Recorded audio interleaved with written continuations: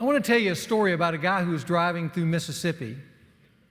And as he was driving through Mississippi, he was passing a sign that said, "Talking dog for sale." And as he passed by, he thought, that can't be true. So he turned around and drove back and pulled in, and there was this farmer sitting out on the porch, and he said, I see you got a talking dog for sale. And he said, that's right, he's back there in the back. He said, you're kidding me. He said, well, go back and see. So he goes back, and there's this big dog laying down in the backyard, and the guy walks up to it and says, can you talk? The dog looks up and says, well, as a matter of fact, I can. He said, that's amazing. He said, yeah. He said, when I was a puppy, I realized I could talk. And when my master found out, he called the CIA. And the CIA came and took me and used me for undercover surveillance because at the time they didn't have electronic espionage. And I did that for a long time. But as I got older, I got a little burned out. So they moved me over into airports for drug coverage. Did that. Finally retired, met the dog of my dream. Got married, had puppies, finally retired, now here on the farm. Guy backed up and went, unbelievable. He ran back around to the farmer and said, how much do you want for your talking dog? Farmer said, $10. The guy said, $10? Why so cheap? And the farmer said, because that dog's a liar. He never did any of that stuff.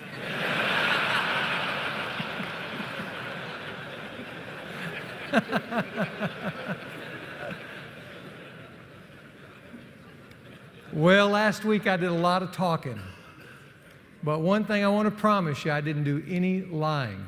What I gave you last week was the absolute truth. In fact, I thought we'd start this morning by just going back for just a moment and summing up last week with 3 reminders. You might pull out your outlines there, 3 reminders from our opening session together. Here's the first one. It's probably the most important one, and it's this. The paradox principle is the key to success at work and at home. Now, do you remember the paradox principle?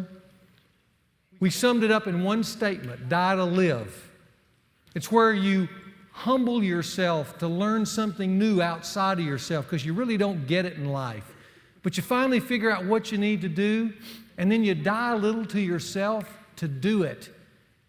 And then you're surprised on the back end because in the sting of that little death, you suddenly realize that by dying a little to yourself, it's delivered more life than you ever imagined back to you. It surprises you. It's a paradox.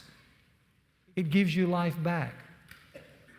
We talked about that the uninitiated man into the paradox principle, when he hears the term die to live, all he hears is the word die. And because of that, he resists that principle because he believes that manhood, real manhood, in an uninitiated way, is getting your way. And that's how he intends to live his life. Unfortunately, that doesn't bring him life. He discovers over time that brings him a lot of pain.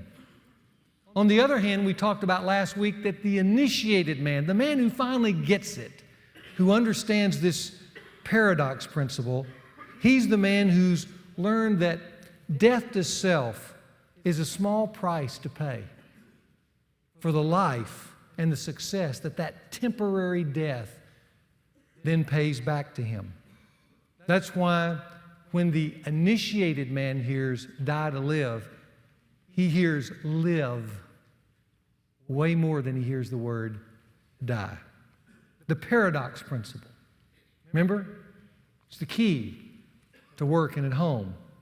Secondly, a second reminder, beware of what I call the great nullifier, the great nullifier. You know, last week I looked in these 2 mirrors and we recited the little fairy tale, mirror, mirror on the wall. How am I doing? Am I doing any good at all? And we ask it at home and we ask it at work. And if the mirrors speak back to us and say, yeah, you're doing pretty good, a man will feel a deep sense of satisfaction over his life. He feels like he's really fulfilling himself as a man. On the other hand, if these mirrors frown on his life, look down on him, he feels a deep sense of loss and pain. But what if as he approaches these 2 mirrors, he's winning at work, but he's losing at home? Or what if he's winning at home and losing at work? In other words, he's 1 for 2. What happens then? My experience with men, when this is the case, is that the pain and failure of the one, listen, the pain and failure of the one will always nullify the joy and satisfaction of the other. Everybody feel that? It's like the point guard who hits the winning shot at the buzzer, only to discover that he was called for a charging foul that nullifies what otherwise would have been a heroic moment for him. Beware of the great nullifier, which leads us to our last reminder. True happiness for a man is winning in both. One of two won't do. Always remember that. One of two won't do.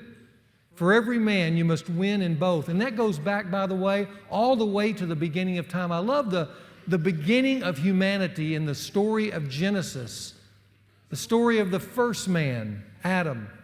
Adam was given 3 assignments by God to fulfill his life, to bring him true happiness. And if you go back and read the story, you'll see in these 3 assignments what this year is all about. Here's what Adam was told to do. 3 responsibilities that ultimately would become 3 life-giving moments. He was told that he had a work to do. Adam looked in his mirror of work every day. He was told he had a woman to love. He had his mirror of home. And then he was told that he had a will to obey, God's will, which even in Genesis can be simmered down to this phrase, die to live.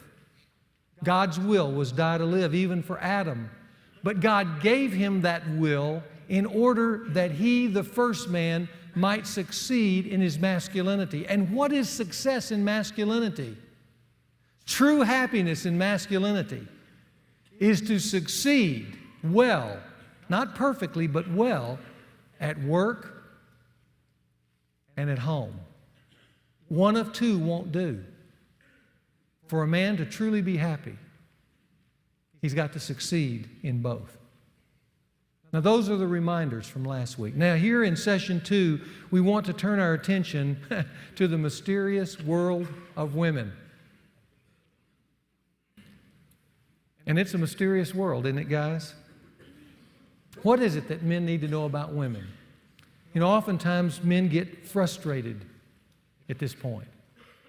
I remember years ago I saw the musical My Fair Lady starring Rex Harrison. And in it, there's this moment where Harrison turns to his butler. His butler was named Pickering. And he asks a question that many men have asked in times past. He says, Pickering, why can't a woman be more like a man? And then he sings this song to Pickering. Would you be slighted if I didn't speak to you for hours? Would you be livid if I had a drink or two? Would you be wounded if I never sent you flowers? And Pickering says, of course not.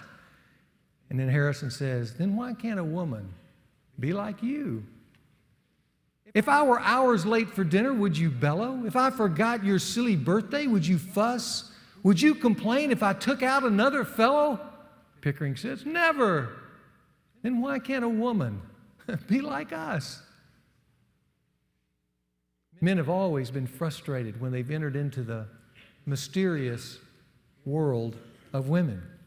Because, guys, here's what I want you to know. When it comes to women, we don't get it naturally, do we? Look at letter A on your outline for a moment. Immature men assume women see life the way they do. It's a common masculine mistake, but it's a major mistake. I remember right after I got married, at one of the first Christmases that Sharon and I ever celebrated together, you know how you do Christmas, you open up the gifts, but you always save the best gift for last. And if you're young married, you're kind of holding back with the gift that you think will really win. Well, right after we got married, that moment came. And I remember we opened the smaller gifts, and then the moment came where my wife handed me the gift. And I opened it up, and it was some fishing gear, cool stuff, home run. Boy, I thanked her, gave her a big hug. Then I gave her my gift, the gift. It was just in an envelope. She opened it up. It was a 24-month membership to a women's gym.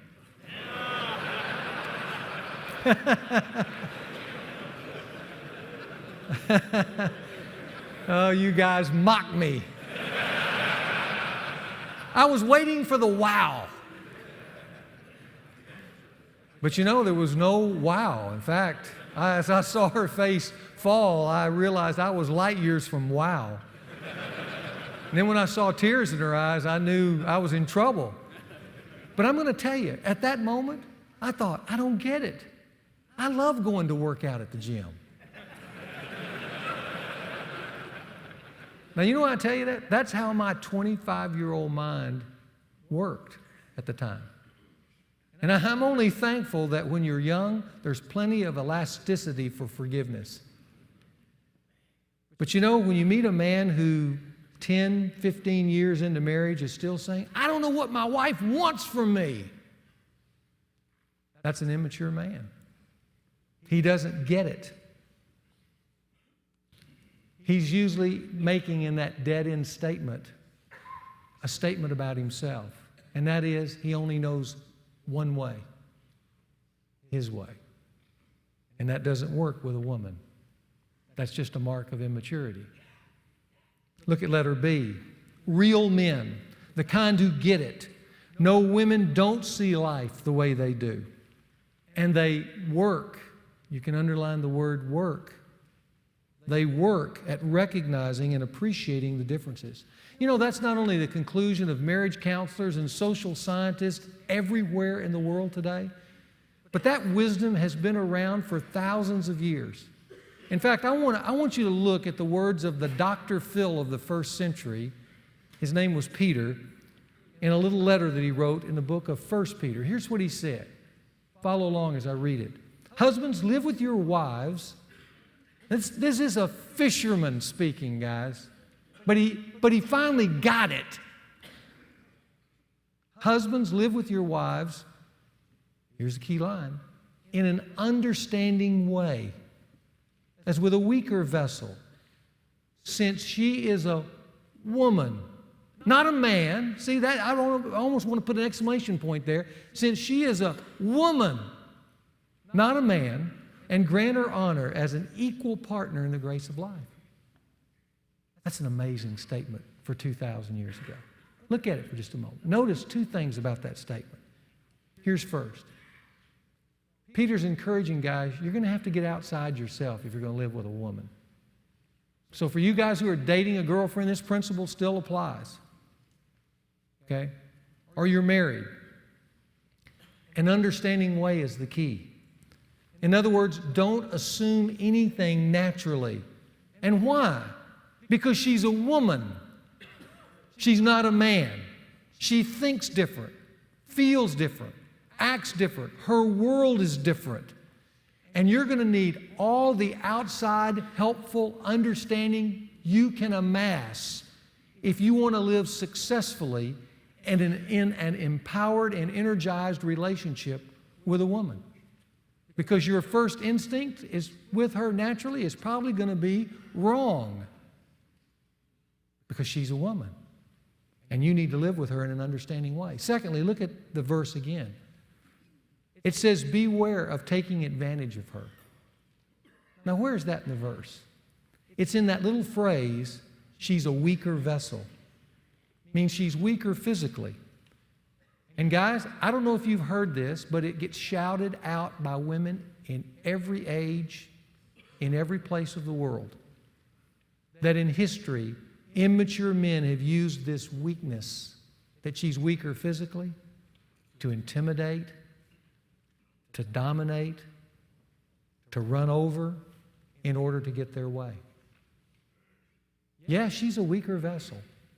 But let me tell you this. This is just man to man between you and me this morning. Raw power never makes a man with a woman. It never does. It makes him a coward who's afraid of growing up. That's what it makes him. The better way, the masculine way, is to live with a woman in an understanding way. Here are two timely insights we could kind of infer from 1 Peter 3:7. Here's the first. When it comes to a woman, what you don't know will always hurt you. What you don't know will hurt you. And secondly, when it comes to a woman, men get down on what they're not up on. Some of the brightest, smartest, most talented men in the world have struck out in life because they refuse to heed that wisdom. Let me give you an example. It's an extreme example to make the point. It's from the life of a young man named Robert Howard. In many ways, Robert was a man who had it all. Some of you may have even known Robert. He was a great athlete, a two-time All-American at the University of Arkansas. He was a two-time Olympic track star in the triple jump. He had a great mind. He was about to finish medical school. He was married to a bright, intelligent young woman by the name of Robin, who at the time was in medical school as well in her residency. In fact, she was doing a chief residency in neurosurgery. You know, you would assume if you brought these two people together, Robert, this Olympian, Robin, this great resident in neurosurgery, a graduate of Harvard University, if you brought them together, you would assume that with all that talent and all that success and with all those brains, Robin and Robert's relationship with each other would naturally come off as successfully as their lives had individually. You would assume that. That's the key word. And you know what? I think they assumed it too. And that was their mistake. Because assuming anything with the opposite sex can be costly to you. Imagine the shock when one Saturday morning the police found Robert on the 10th floor of the medical school, about to jump to his death, which he did. Imagine the shock when they went to Robert and Robin's home to inform Robin of Robert's death, that they found Robin stabbed to death by Robert before he killed himself. But that's what they found. And with it, this note that said to her, "I'm sorry, Robin, I did not respect your independence. I'm a man in fear of losing things. I miss you loving me, being excited about me. Why can't we love each other the way we both deserve to be loved?" Great question. How do you answer that question after two unbelievably talented lives have been wasted? Here's the way I would have answered it. Robert, you could have loved her the way she deserved to be loved if you would have lived with her in an understanding way. But instead, you proved the principle that men get down on what they're not up on. Everybody understand that? Well, let's take a hard turn. Let's get up on women for a minute, shall we? Let's kind of educate ourselves this morning and have some fun doing it. Let me mention 4 things that every man should know about a woman. First, you need to know that there's a gender difference. I hope you know that. I know there's a lot of similarities between the sexes, but there are much more dissimilarities. Women are very different. They're wired differently.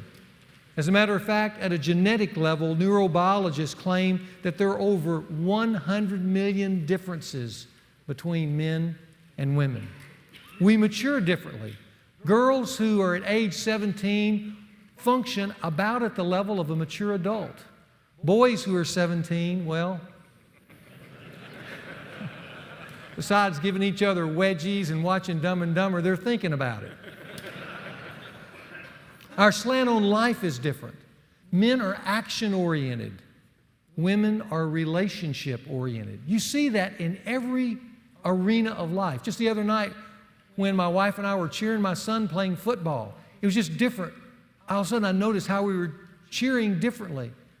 I'm cheering in a sense that I'm urging him on to perform better. Come on, Mason, hit the hole quicker. Make the cut faster.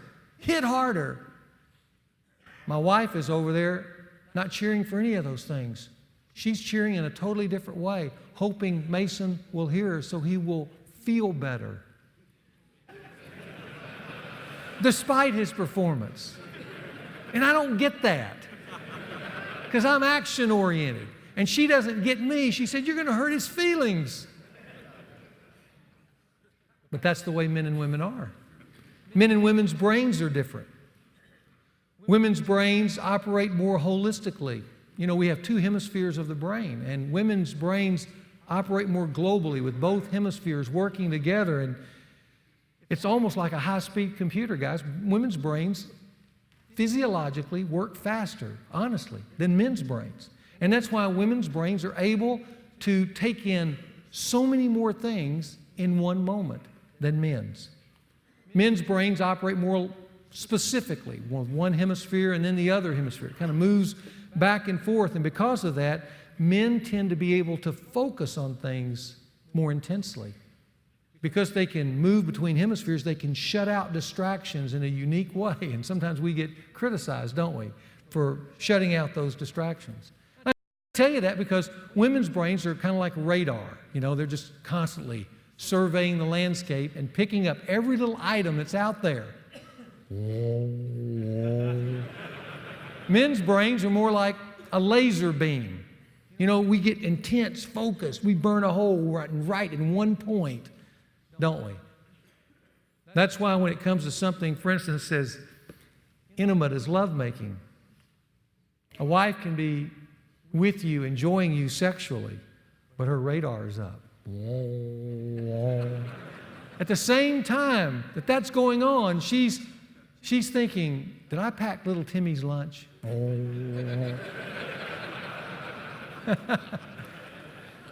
Are the children asleep? Is the door locked? What's that noise in the backyard? Is that our dog barking?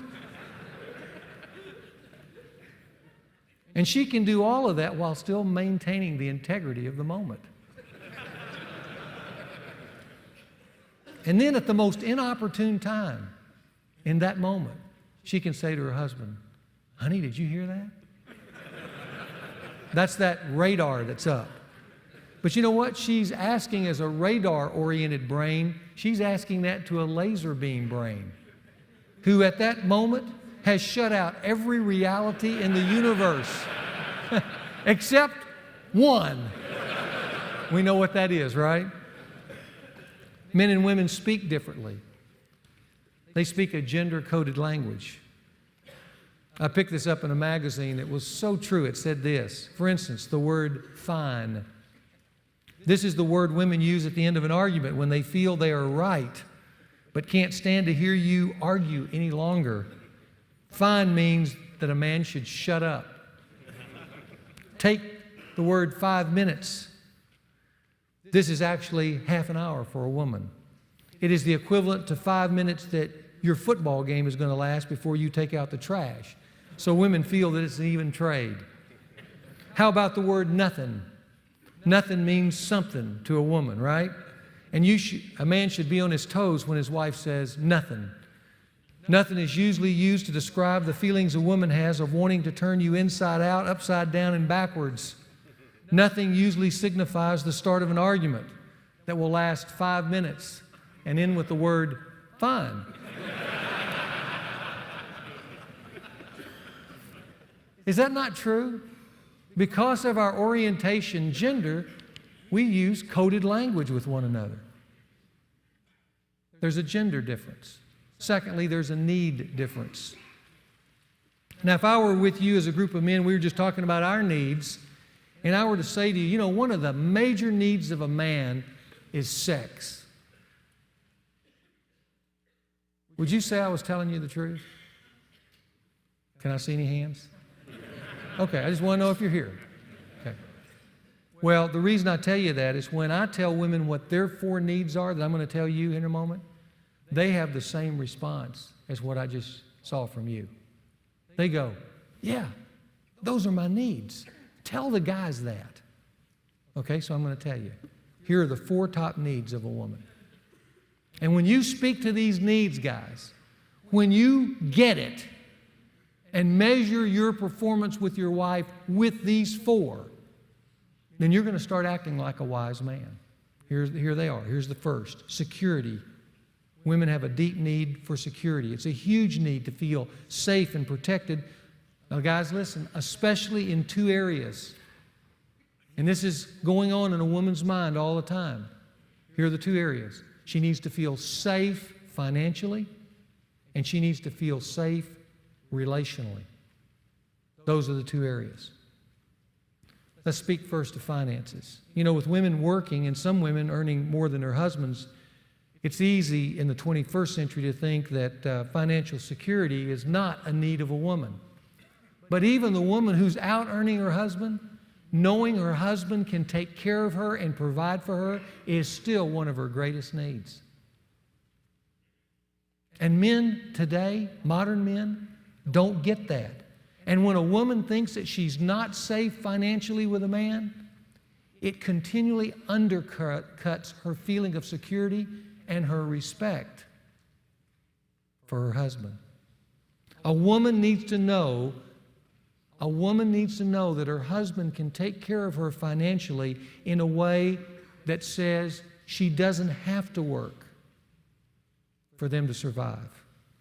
In a way that when the kids come along, she has the option of being freed up to be what instinctively most women want to be, and that is a mother. In a way that says when old age arrives, you figured out how we're going to be safe to finish those years together. When those things are not true, though, when a woman is feeling she's not safe with you financially, then what she will feel instead of a sense of pride in you is she will feel a sense of loss and anxiety and pain. She needs to feel secure there. Security also means that she needs to feel safe with you. And having just talked to some men this week about that, I can say this even stronger. Guys, listen, telling her the truth all the time is critical because it makes her feel safe. Honesty is absolutely critical in a relationship with a woman because the minute she finds you lying to her, doing something and hiding it behind her back, then here's the thing that's going to be in her mind for weeks, months, and sometimes years. If he's hiding this and lying to me here, how can I trust him in anything he says? Honesty is critical. Keeping your word makes her feel safe.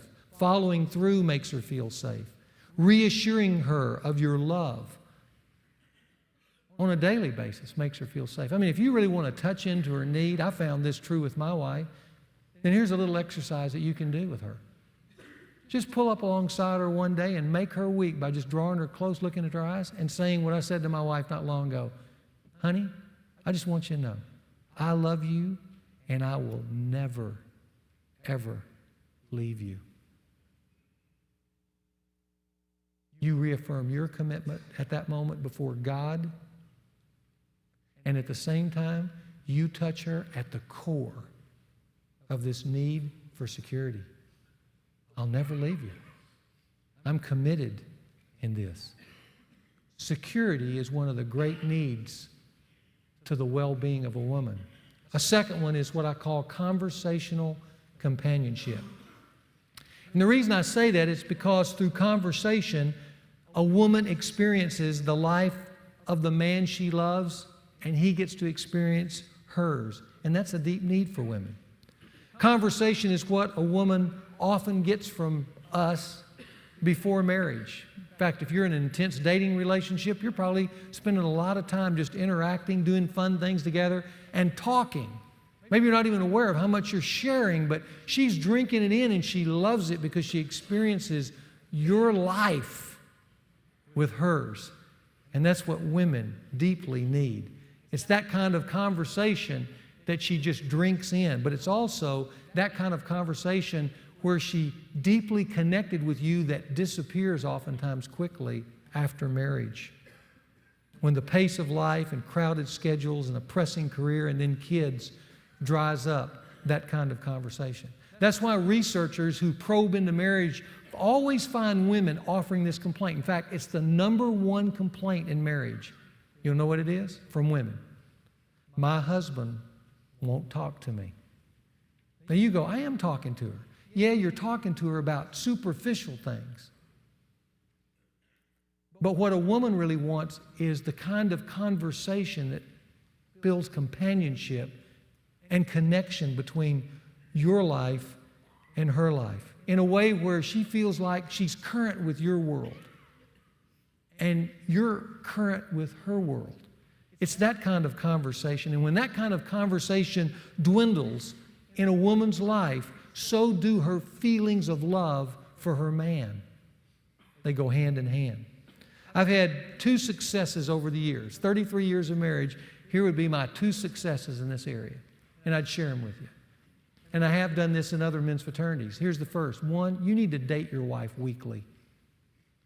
And what I mean by that is a time where you're getting away, even if you have young kids, just a little getaway at night where you go out for a couple hours and just sit and talk about what's going on in your worlds, where you unwind life together. And where, guys, you take a moment, you've got this focused time, because you're good at focusing, you've got this focused time where you share your heart, share your feelings, tell your wife a little about what you're dreaming about for you personally and for the family and what you're thinking, what you're enjoying. Because in those moments you rediscover one another just for a little island moment. But that connects enough to bridge your life to the next island later on the next week. So I'd say date your wife weekly. We've done that. It's been an unbelievable impact in our marriage. Secondly, I would encourage you to take at least 3 mini 2 to 3 day getaways. Just where you go away, just you and her, not anything expensive, just an overnighter somewhere, but just in driving to that overnighter and driving back, you can problem solve, you can plan when you're there, you can play, you can enjoy one another like honeymooners again, but it becomes a refreshment, an oasis in the midst of frenzy. But here's what I'm going to tell you. You avoid those oases and just let life, just like a raging current, keep carrying you downstream. And I can promise you, you're going to look up one day and she's not going to know you and you're not going to know her.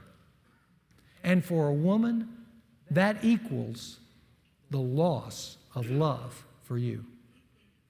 Because conversation and the feelings of love go hand in hand.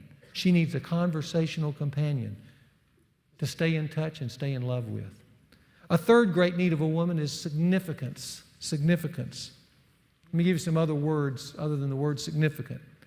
It could be the word valued, important, appreciated, highly esteemed. It's not so much significance in the world's eyes that a woman craves, it's in your eyes as a man. Let me go back to 1 Peter for just a moment. Look at 1 Peter. Here's what it says. It says, husbands, and look at the last line, grant your wives honor as an equal partner in the grace of life. You see it there? A paraphrase could be this, make her feel significant, like she's equal to you. And that's what it's saying. You can do that in all kinds of ways. You can do that in little words of praise along the way of a week.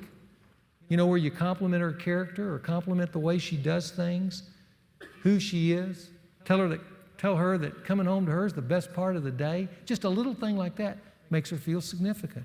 You can do that with surprise gifts, big or little, a little note that you left her on her dresser.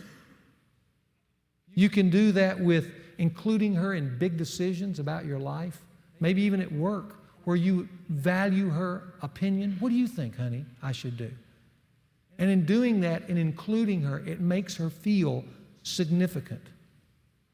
And a woman needs to feel significant with a man. The one thing a man must be on guard against over time, and it's a mistake a lot of us make, guys, is beginning to take our wives for granted. We start using them, presuming upon them, overlooking the zillion little things that a wife does that makes life better for us, that no one notices but you and will give her credit for. But you can just assume that's what she's supposed to do and just take those things for granted. It's forgetting special days like birthdays and anniversaries, or acting like it's a pain to honor her over those things. Feeling it's more of a duty than a masculine adventure to breathe life into her soul because she wants that as much as anything else. And you hold the keys to making her feel significant. A man who makes his woman feel honored and esteemed, he's speaking right down at the core. And women for generations saying, am I important? And the answer that they want to hear is not from the world. They want to hear it from their man in a way that he's doing it passionately from the gut, not because it's something he's got to check off his to-do list.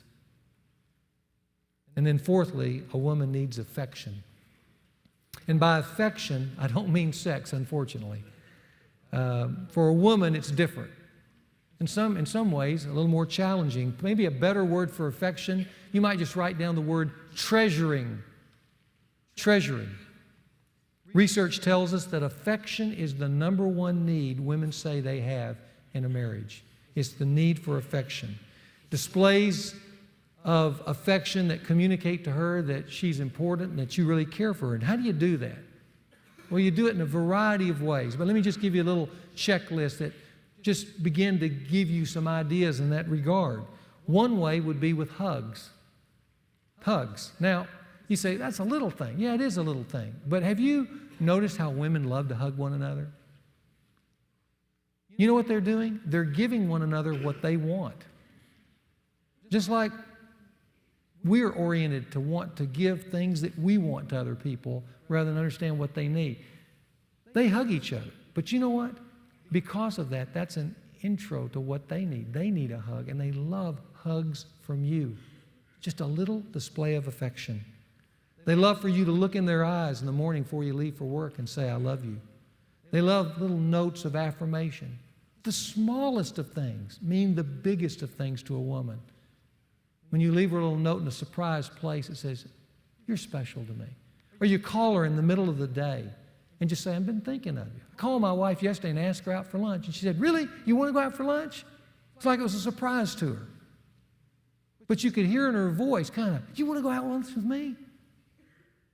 Oh, yeah. Sending her flowers, kissing her before you go to work, complimenting her on her work. Whether she has a career around the house, just picking up little things, saying, you know, you're really good at that. Praising her character. You know, honey, you're one of the kindest people that I've ever seen. You're really a kind person. Going shopping with her. You'll hate it.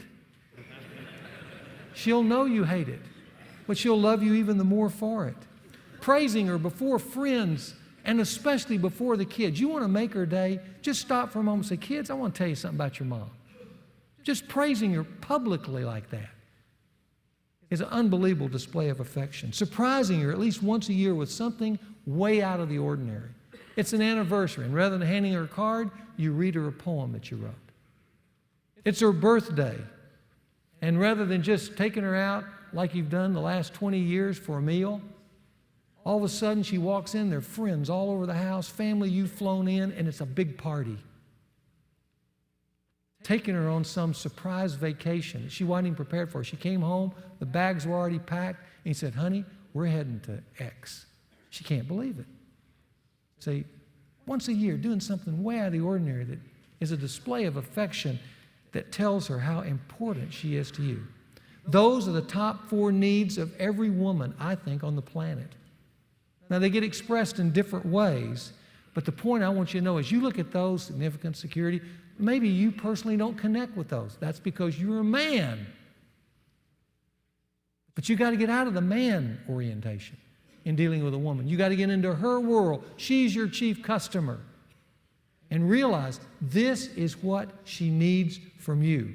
And if you get it, and unfortunately some guys never seem to get it when it comes to the needs of a woman.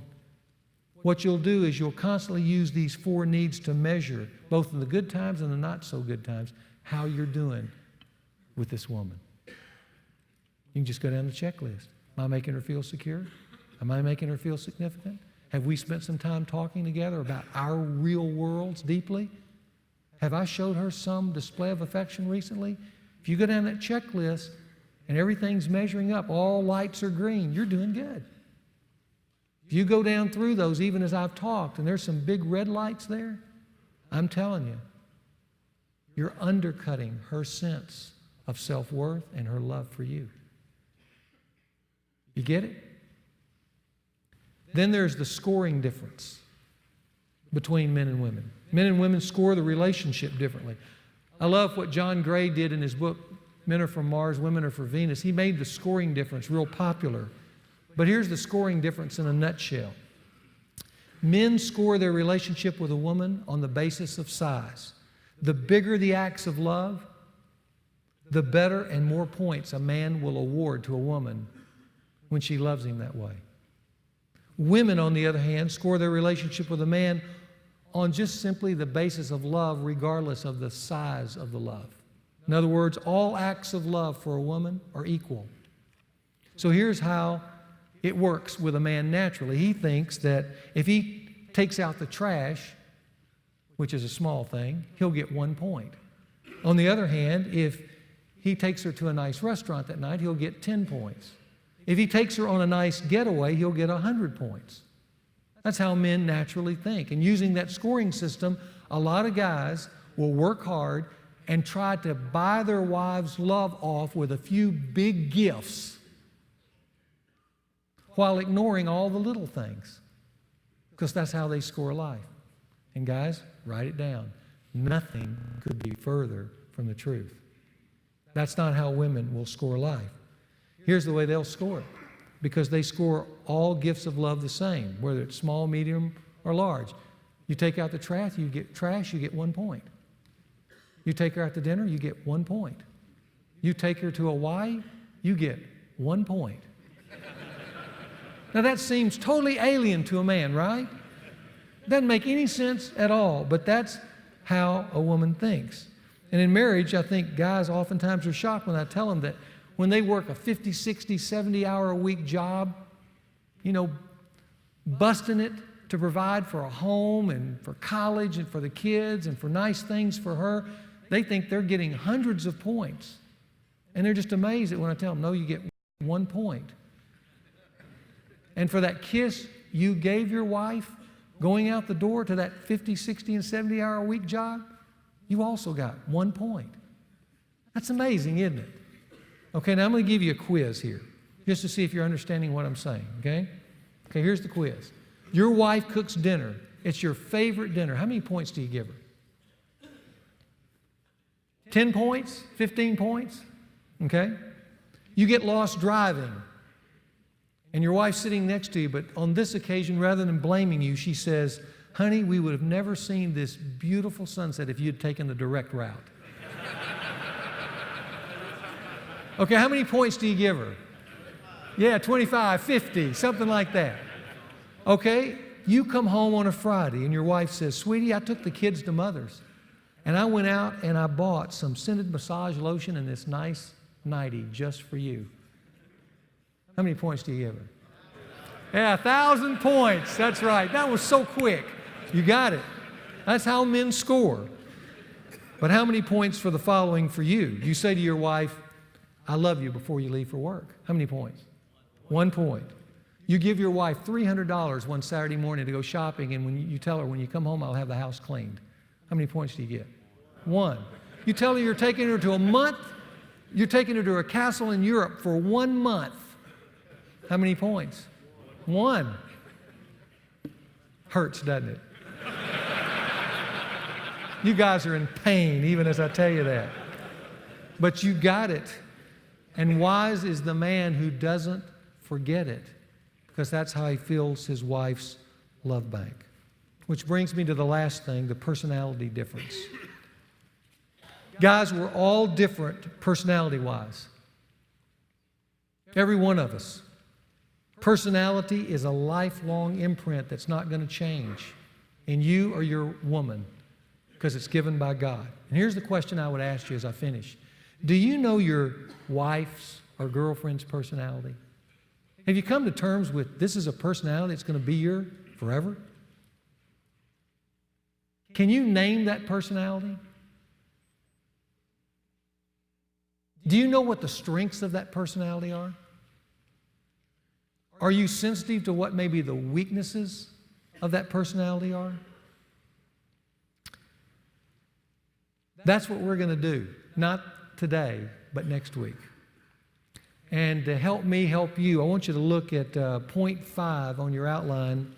It's what I call the first of a series of Die to Live application projects. So pull it out, look at that down at the bottom. And what you're going to find is, and this is going to be a project for you to do this week. And remember, this is a workstation that we're going to be a part of. I want you to look at the 2 personality tests that I've attached to your outline. You see it there? You probably looked at it when you came in this morning. These are just 2 simple, and this is what I like about them. They're real simple, guys. General personality tests. There are 2 of them, and here's why. There's one for you to take, and then there's also one for your girlfriend or your wife to take. And all it is on the side that says your personality, you just take each line and you just check one thing that describes you of the 4 options that are given there. And you just go down. This will take maybe 15 minutes, maybe 20 at the most. You just go down and check one on each line. And then when you finish, you turn it over and it says personality test scoring. You take each of the scoring that you did on the front page and you assign it to its place on the back page. Now, it's the descriptives of you on the front page are rearranged on the back page. So you need to be careful when you go about scoring. But they're there. And when you do, you'll total them up and you'll have some totals at the bottom, and one will probably have more than the other 3. And you go, what does that mean? You don't need to worry about that. That's what we're going to talk about next week. All I want you to do is take the little personality test. And I want you to give it and take it with your girlfriend or your wife. Now you go, well, how do I do all that? You've got a Die to Live project there for me. How do I do that? Well, let me give some recommendations of how you do it, and then we'll be finished. I want you to take your wife or your girlfriend out on a date. But when you go, you need to find a quiet place. That's going to be key. Just find a quiet place. Take her out to dinner or for coffee or whatever. And when you sit down, the first thing you're going to do is you're going to share the 4 needs I shared with you today. Just say, I want to tell you what I'm learning in men's fraternity. And so just go down, just list the 4 needs, and it'll give you a chance to review them and kind of think about them. And then ask her this question: are those your 4 top needs? Because I want you to confirm it, not just accept it from me. I want you to confirm it. Say, do you have that need? And is security, financially and relationally with me, is that a need you have? Is significance a need? Affection? Conversational companionship? And ask her, and then whatever she says, don't react, just listen, just interact with her, ask her some clarifying questions. Why is that so important to you? Where have I done well in that? Where have I not done so well? You're just trying to get an interview here to understand her world. You want to feel her world. And then when you finish with a little dialogue there, then you want to ask her, honey, if I were to ask you what your number 1 need is in our relationship, what is it? And let her tell you. And then ask her specifically, how do I best, or how can I best meet that need? You know what you're doing? You're getting it. That's what you're doing.